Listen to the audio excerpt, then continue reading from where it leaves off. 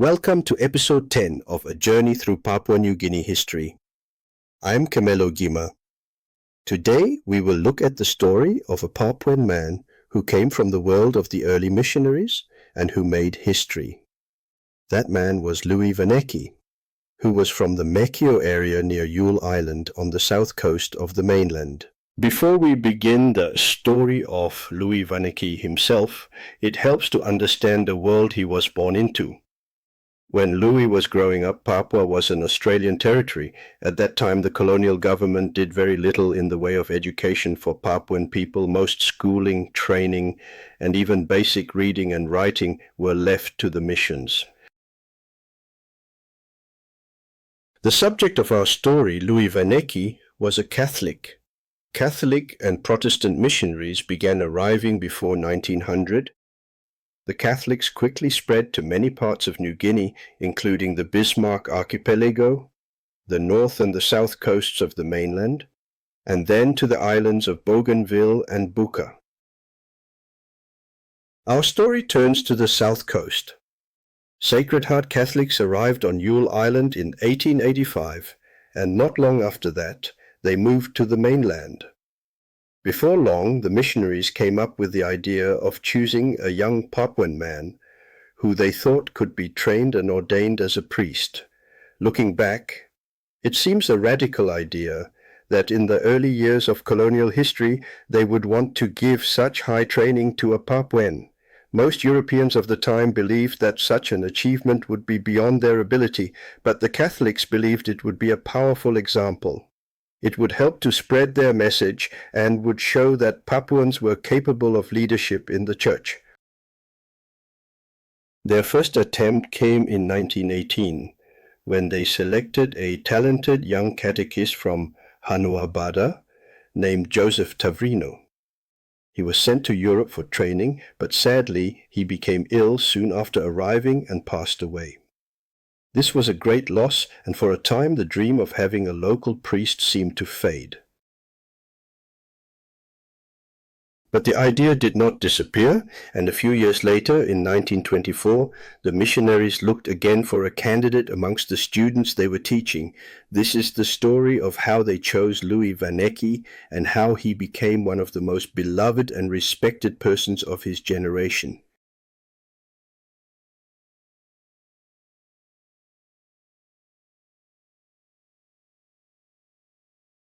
Louis Vangeke was born in June 1904 in the village of Beipa in British New Guinea, 2 years before it became the Australian territory of Papua.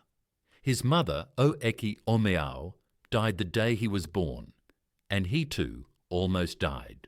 Mission Sisters of the Sacred Heart took him to Yule Island, where he recovered. They gave him the name Louis and cared for him. He later attended the mission primary school. The missionaries were impressed by his intelligence, calm nature, strong faith, and discipline. At about 17 years of age, Louis became one of the Sacred Heart Little Brothers at Kabuna.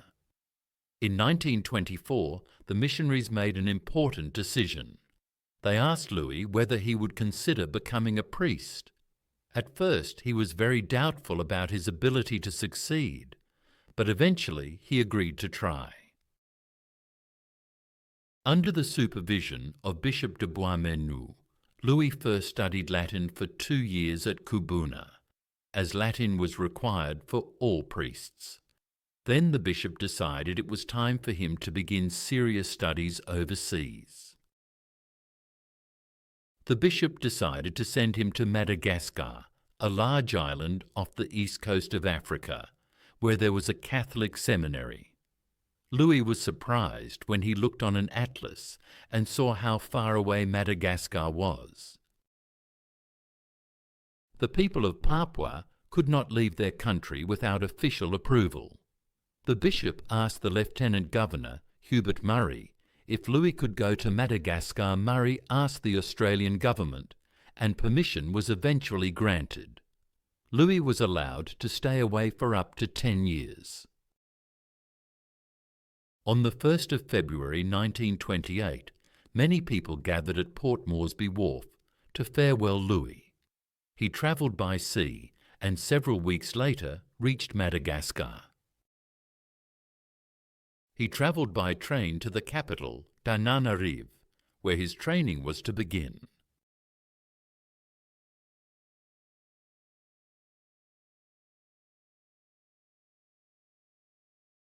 Louis entered the seminary, shown here. Louis is the left of the two figures in the foreground.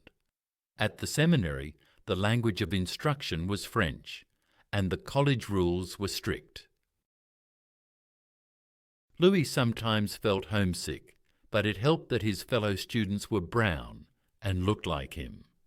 To bring his general education up to the required level, he spent 5 years studying a broad range of subjects before beginning formal theological training.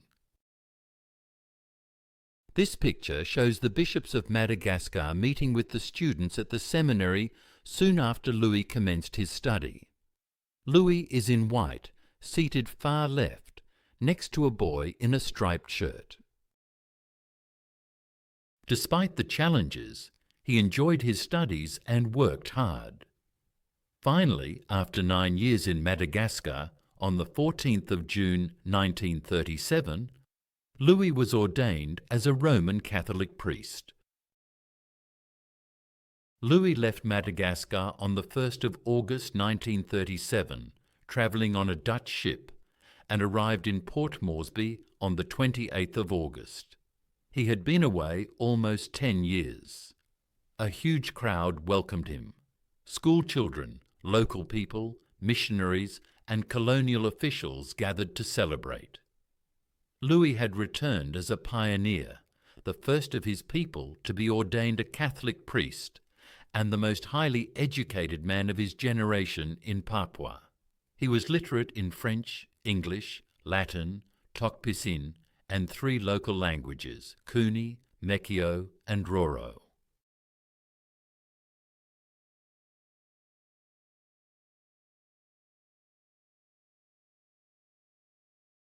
The Australian Lieutenant Governor, Hubert Murray, knew that because Louis was now a priest, his duties would place him in conflict with colonial laws that discriminated against the people of Papua. They could not drink alcohol, they could not be out in towns after 9 p.m, and men were not allowed to wear clothing on the upper body. But Louis needed to wear priestly robes and sip wine during Mass. The problems were solved by quietly granting Louis special permissions. For many years, Louis was the only one of his people legally allowed to drink alcohol.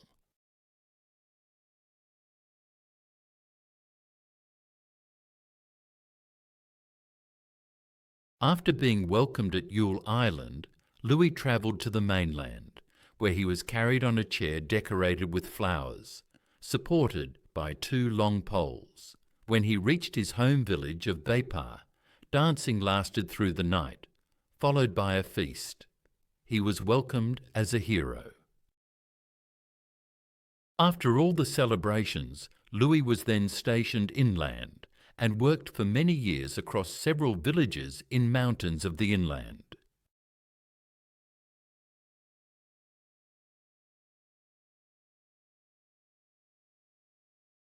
When the Japanese invaded Papua and New Guinea in 1942, many young Mekeo men were conscripted as carriers and labourers. This caused great hardship and disrupted village life. Louis remained at home with the people to provide support, guidance, and leadership during the terrible war years.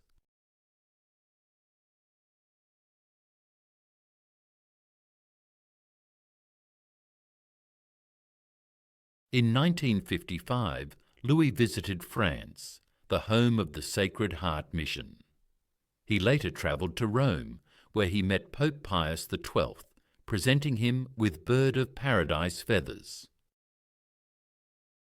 In this picture, Louis is talking to French seminary students on his trip.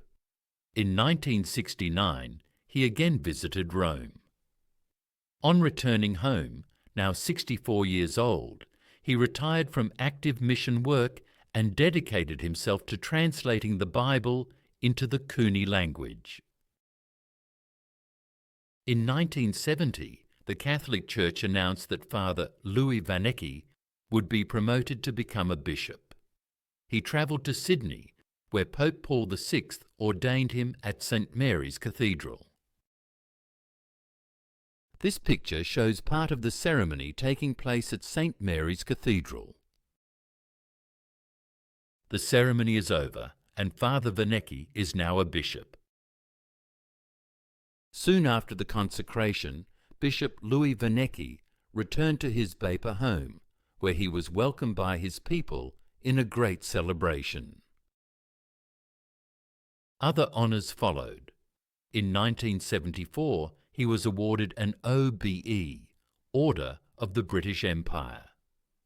In 1976, he was awarded an honorary doctorate by the University of Papua New Guinea, and in 1980 he was awarded a knighthood by Queen Elizabeth II. He was even invited to be nominated as Governor-General, but he declined. He spent his final years translating the Bible into Guinea. Louis returned to Beipa, where he died on the 15th of December 1982, aged 78. He was buried at Beipa.